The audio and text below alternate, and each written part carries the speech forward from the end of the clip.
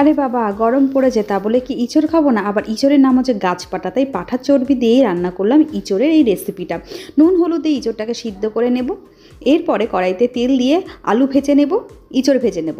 ওই তেলে জিরা, তেজপাতা, শুকনো লঙ্কা ফোড়ন একদম কম তেলে কিন্তু রান্না হবে। পেঁয়াজ কুচিটা দিয়ে দেবো, পেঁয়াজে লবণ দিয়ে পেঁয়াজটা একটু নরম হলে 1 চামচ আদা বাটা, 1 চামচ রসুন বাটা দিয়ে একটু নাড়াচাড়া দিয়ে তাতে দিয়ে দেবো একটা টমেটো কুচি।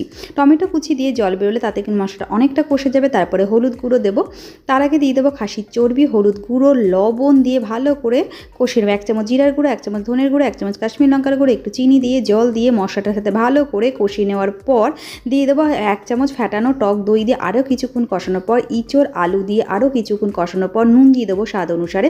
তারপরে জল দিয়ে ফুটতে দেবো, একটু গরম মশলা দিয়ে নামিয়ে রেডি হয়ে যাবে এই খাসির চর্বি দিয়ে আলু দিয়ে ইঁচড়ের ঝোল রেসিপি। গরম ভাতে দারুণ লাগে খেতে বন্ধুরা, অবশ্যই একবার ট্রাই করবেন। একদম কম মশলা দিয়ে এই রেসিপিটা শেয়ার করলাম, ভালো লাগলে সাবস্ক্রাইব করুন।